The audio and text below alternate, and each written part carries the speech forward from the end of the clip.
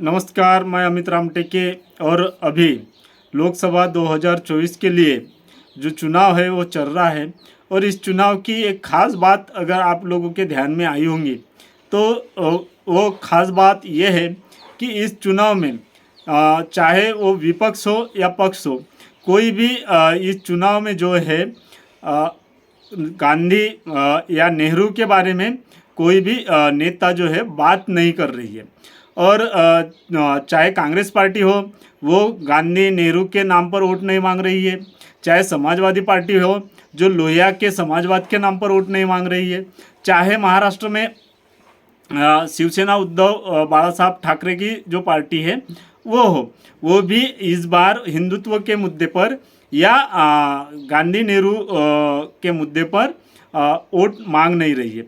तो ऐसी इस चुनाव में जो क्या ऐसी वजह रही है कि इस वजह से कोई भी गांधी का नाम लेने को तैयार नहीं है, कोई भी नेहरू का नाम लेने को तैयार नहीं है, कोई भी अन्य जो महापुरुष हुए हैं भारत में उन लोगों की बात ना करते हुए हर एक रैली में, हर एक जनसभा में विपक्ष जो है वो सिर्फ डॉक्टर बाबा साहब अम्बेडकर की बात कर रही है, भारतीय लोकतंत्र की बात कर रहे हैं, भारतीय संविधान की बात कर रहे हैं।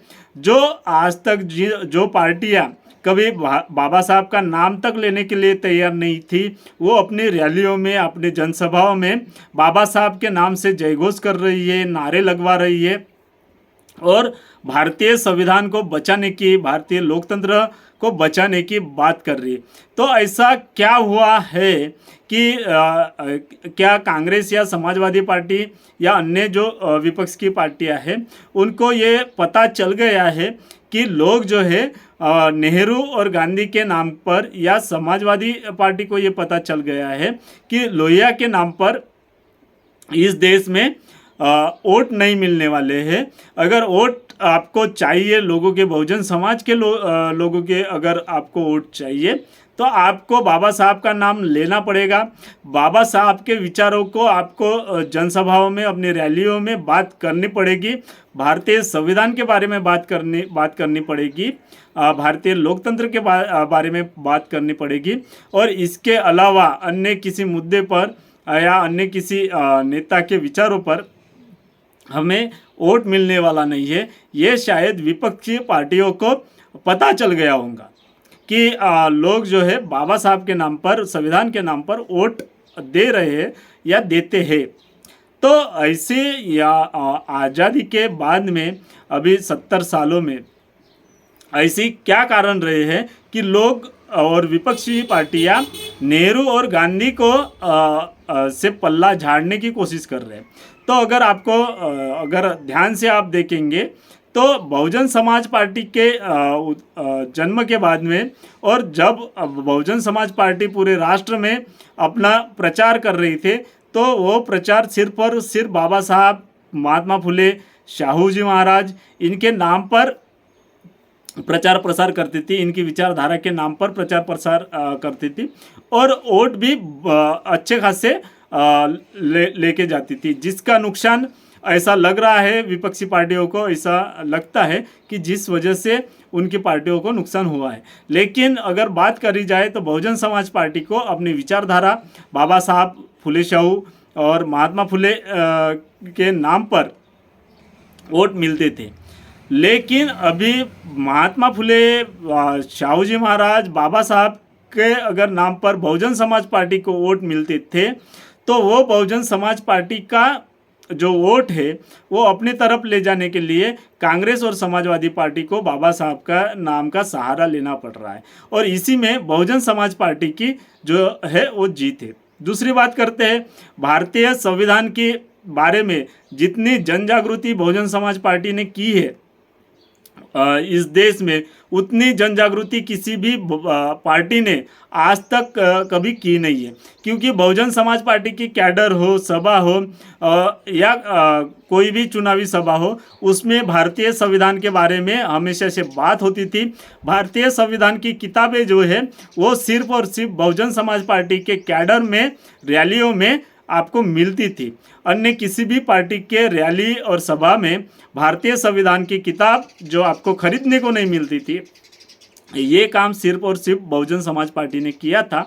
और इसी का कारण है कि आज जो है अन्य विपक्षी पार्टियां कांग्रेस और समाजवादी पार्टी को भारतीय संविधान की बारे में बात करनी पड़ रही है।